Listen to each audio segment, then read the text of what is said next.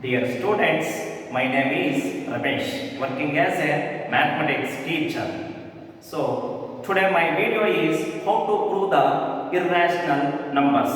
So, as we know all that proving irrational numbers plays very important role in Karnataka State SSLC Maths Passing Package 2020. So definitely we can expect in 2 mark question sector these type of problems. So without proving irrational numbers, there is no question paper at all. Please, dear students, practice again and again by taking the different values how to prove the irrational numbers. So once again I'm telling that don't neglect. Please practice the proving irrational numbers. So here my question is prove that root 2 is an irrational number. Once again my question is show that or prove that root 2 is a irrational number. It's very simple.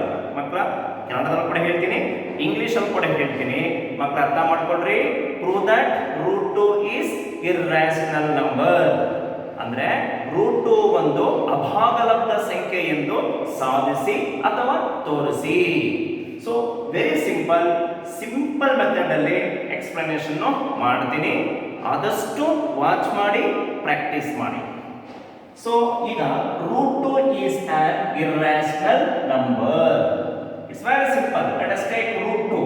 Let us assume that root 2 is a rational number.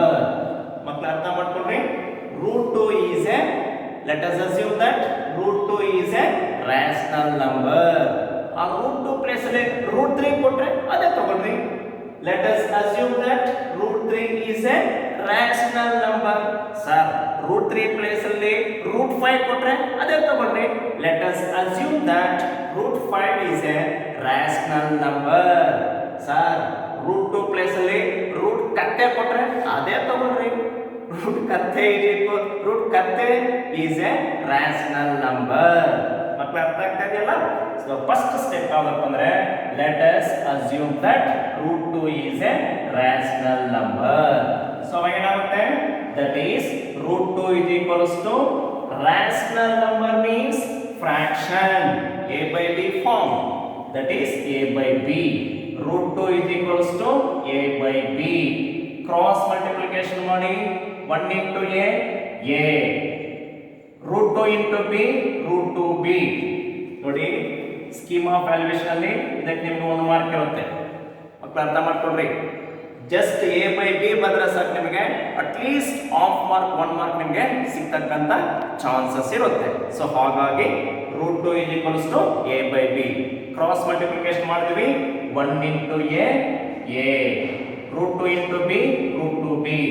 Squaring both the sides, ಎರಡು ಕಡೆ squaring ಮಾಡಿ. So ಹಾಗೇನಾಗುತ್ತೆ a square is a square is equal to root 2b square is root 2b whole square. Let us write a square as it is equal to as it is.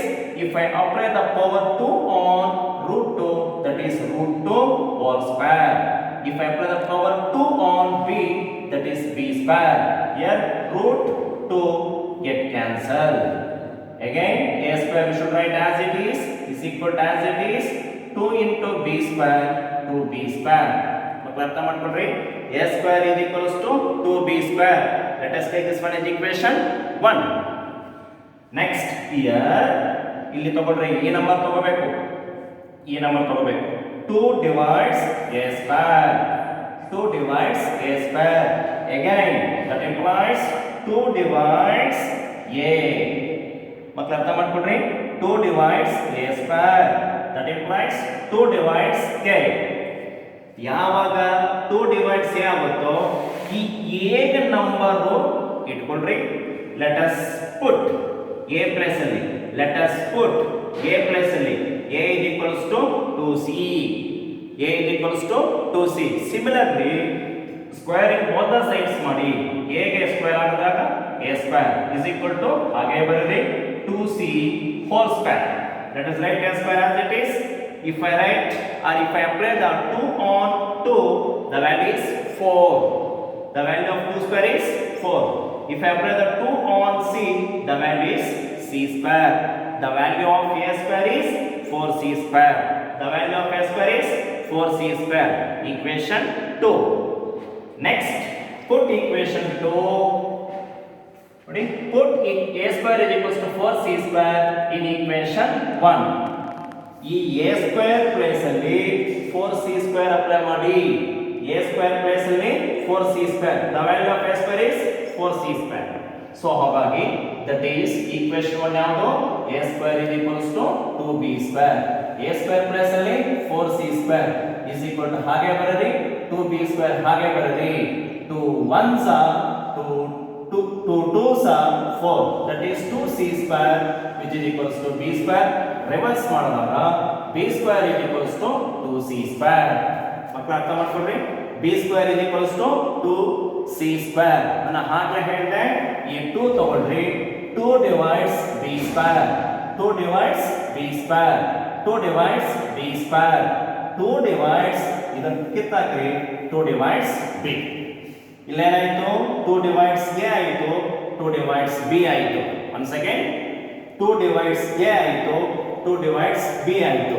similarly you should write here A and B. A and B are common factors of 2. ಈ A ಮತ್ತು B ಗೆ ಈ 2 ಅನ್ನೋದು common factors ಆಗುತ್ತೆ. ಇದು ಆದಷ್ಟು ಇದು common statements. A and B are common factors of 2 which leads contradiction.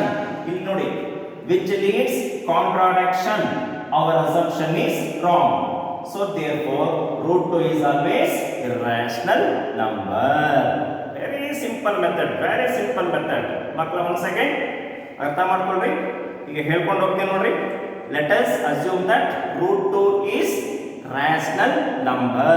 That is root 2 is equals to A by B. Cross multiplication ಮಾಡಿದಾಗ A equals to root 2B. Squaring both the sides ಮಾಡಿದಾಗ A square is equals to root 2B whole square. A square is equals to 2B square. ಮಕ್ಕಳು ಅರ್ಥ ಮಾಡ್ಕೊಡ್ರಿ. A square is equals to 2B square.